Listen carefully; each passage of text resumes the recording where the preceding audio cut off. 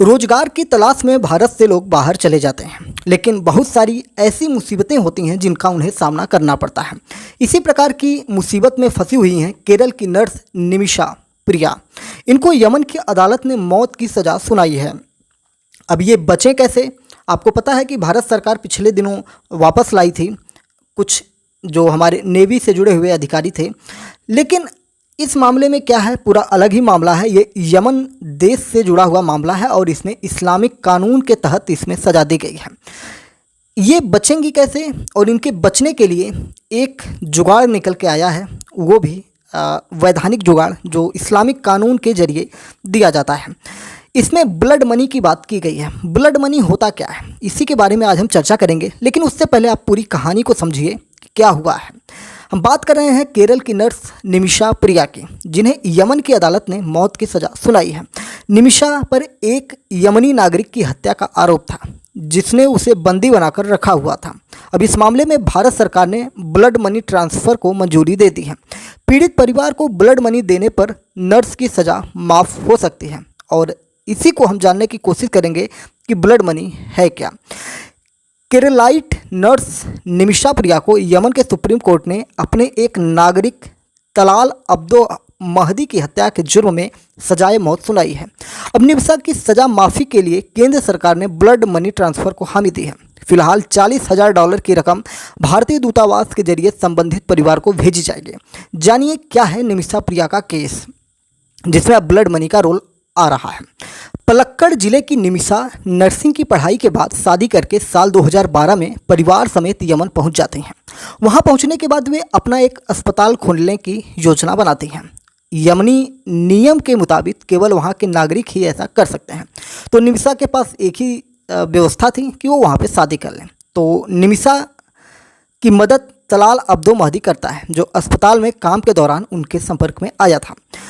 वहाँ की media reports ने जो दावा किया है, अगर हम उसकी बात करें और भारतीय मीडिया में जो बातें आई हैं उनकी बात करें, उसके अनुसार तलाल ने निमिषा के साथ शादी के फेक पेपर बनवाए ताकि नर्स को अस्पताल चलाने का लाइसेंस मिल सके। यहाँ तक सब ठीक था, लेकिन कहानी बदलती है जब साल 2015 में देश में सिविल वार छिड़ जाता है। हूती विद्रोहियों के हमले के बीच निमिषा परिवार समेत भारत लौट आती हैं, लेकिन पैसे कमाने के लिए दोबारा अकेले ही यमन चली जाती हैं। अब तक तलाल की नीयत बदल चुकी थी। वो निमिषा पर यौन संबंध बनाने का दबाव डालने लगा, साथ ही उसे हॉस्पिटल बंद करवाने की धमकी भी देने लगा। इस बीच मृतक ने नर्स का पासपोर्ट भी अपने पास रख लिया था। केरल की ये नर्स अब हर हाल में देश लौटना चाहती थी। दस्तावेज वापस पाने के लिए उसने एक स्थानीय नर्स के साथ मिलकर योजना के तहत तलाल को नींद का इंजेक्शन दिया और पासपोर्ट खोजने लगे। इसी बीच ओवरडोज के चलते यमनी नागरिक की मौत हो गई। घबराई हुई निमिषा और स्थानीय नर्स ने मिलकर मृतक के शरीर के कई टुकड़े करके उसे पानी की टंकी में डाल दिया, लेकिन जल्द ही वो पकड़ जाती हैं। साल 2020 में निमिषा को मौत की सज़ा सुनाई गई। इसके बाद से ब्लड मनी देकर नर्स को छुड़वाने की बात हो रही थी। कई कैंपेन भी चले ताकि पैसे जमा हो सके। अब इसी मामले में आगे बढ़ते हुए ब्लड मनी ट्रांसफ़र होने जा रही है। ब्लड मनी है क्या? इस्लामिक कानून के अनुसार ब्लड मनी क्या होता है? तो इस्लामिक कानून के मुताबिक पीड़ित या उसका परिवार तय कर सकते हैं कि क्रिमिनल को क्या सज़ा दी जाए, यानी कि जो मारा गया है उसके परिवार वाले तय करेंगे कि इनको मौत की सज़ा दी जाए या ब्लड मनी के तौर पर वो चीज़ें ली जाएं जो शरीयत के हिसाब से सही हैं। मर्डर के मामले में भी यही नियम है। वैसे यमनी नियम में खून के दोषी को मौत की सज़ा मिलती है, लेकिन पीड़ित परिवार के पास हक है कि वे मर्डरर को पैसे लेकर माफ़ कर सकें। यही दिया है जिसे ब्लड मनी भी कहते हैं, यानी कि दिया और ब्लड मनी दोनों एक ही है। इस्लाम के जानकार ये मानते हैं कि ये तरीका न केवल माफ़ करने के मौके देता है, बल्कि मॉनिटरी सपोर्ट से पीड़ित के परिवार को कुछ हद तक इंसाफ भी मिलता है। दिया के लिए कोई तय रकम नहीं है। जुर्म करने वाला और पीड़ित परिवार दोनों आपसी सहमति से तय करते हैं कि कितने पैसे दिए जाएं। वैसे कई इस्लामिक देशों में न्यूनतम अमाउंट तय है, इसके बाद परिवार बात करते हैं। अमाउंट कितना हो ये इस पर भी निर्भर करता है कि क्या मृतक या मृतिका अपने परिवार के अकेले कमाने वाले थे, सोशल स्टेटस से भी दिया की रकम बढ़ जाती है। दिया यानी कि ब्लड मनी। लेकिन ज़रूरत नहीं कि पीड़ित का परिवार राजी ही हो, वो बड़े से बड़े अमाउंट पर भी इनकार कर सकता है, तब मौत की सज़ा बरकरार रहती है और इस हाल में मौत की सज़ा दे दी जाएगी। फिलहाल भारतीय दूतावास के जरिए $40,000 दिया जा रहा है, लेकिन ये अमाउंट केवल बातचीत शुरू करने के लिए है। आगे चलकर निमिषा के परिवार को 3 से 4 लाख डॉलर देने पड़ सकते हैं ताकि मौत की सज़ा टल जाए। चूँकि नर्स का परिवार खुद तंगहाल है, इसलिए उन्हें बचाने के लिए कई कैंपेन भी चले हैं जो अब भी फंड जुटाने का काम कर रहे हैं। इस प्रकार से हम बार बार यही बताते रहते हैं कि अपना देश कितना बढ़िया होता है और दूसरे देशों में हम जाकर किस प्रकार से फंस जाते हैं। ये चीज़ें आपको कब समझ में आएंगी ये हमें नहीं पता है। अब हम सीधा चलते हैं कुरान में, यानी कि कुरान में लिखा क्या है ब्लड मनी के बारे में। इसमें लिखा है, ऐ ईमान वालों, हत्या के मामलों में तुम्हारे लिए प्रतिशोध का नियम निर्धारित है। एक स्वतंत्र व्यक्ति के लिए एक स्वतंत्र व्यक्ति, एक दास के लिए एक दास और एक महिला के लिए एक महिला। लेकिन अगर अपराधी को पीड़ित के परिवार के द्वारा माफ़ कर दिया जाता है तो ब्लड मनी का निष्पक्ष रूप से फैसला किया जाना चाहिए।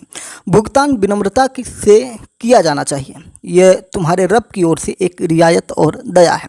विद्वानों का मानना है कि इसके पीछे का विचार क्षमा के गुण को प्रोत्साहित करना है। धर्मगुरुओं ने मुआवजे के रूप में कोई विशिष्ट राशि निर्धारित नहीं की है, जैसा कि हमने आपको बताया। यह राशि आमतौर पर हत्यारे के परिवार और पीड़ित के परिवार के बीच बातचीत के माध्यम से तय की जाती है। हालांकि कुछ इस्लामी देशों में इसकी जो न्यूनतम मुआवजे की राशि होती है निर्धारित होती है। ये तो रही ब्लड मनी की बात, लेकिन क्या पूरी दुनिया में इसको माना जाता है? और इस्लाम में, ईसाई धर्म में कहाँ कहाँ ब्लड मनी का जिक्र है, उनकी भी हम चर्चा करने की कोशिश करेंगे। इस्लाम और ईसाई धर्म में कहीं कहीं ब्लड मनी की मान्यता है और दुनिया के कई देशों में इसका चलन भी है। इस्लामी कानून में इसे किसास उ दैयत कहा जाता है, जो ब्लड मनी का ही एक रूप है, यानी कि शरीयत में इसे किसास उ दैयत कहा गया है। इसमें दी जाने वाली रकम देश के हिसाब से बदलती रहती है। ईसाई कानून में कुछ परिस्थितियों में इसकी मान्यता नहीं है, जैसे कि अगर चर्च के भीतर हत्या हो या फिर किसी को सोते समय मार दिया जाए तो हत्यारे को ब्लड मनी देकर छूटने की इजाज़त नहीं है। हालांकि ये ईसाई धर्म में है, इस्लाम में नहीं है। जापान की अगर हम बात करेंगे तो जापान में भी ब्लड मनी का रिवाज है। यहाँ इसे मिमाई किन कहते हैं। जापान में ब्लड मनी का एक विख्यात मामला लूसी ब्लैकमैन का है, जिसके पिता ने अपनी बेटी के हत्यारे से 4.5 लाख पाउंड ब्लड मनी के तौर पर लिया था। यानी कि जापान में मिमाई किन के नाम से इसे जाना जाता है ब्लड मनी को। कोरिया की बात करें तो कोरियाई न्याय तंत्र में हत्या और बलात्कार जैसे बड़े अपराधों के लिए ब्लड मनी की परंपरा है। इसे यहाँ हापू ईगियुम कहते हैं, यानी कि हापू ईगियुम के नाम से इसे जाना जाता है।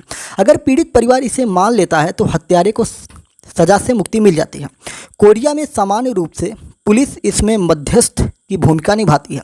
हालांकि ये सामान्य है, लेकिन आमतौर पर इसका इस्तेमाल हाई प्रोफाइल मामलों में ही होता है, जिसके कारण कई बार इसके खिलाफ विरोध प्रदर्शन भी हुए हैं। अब हम बात करते हैं सोमालिया की।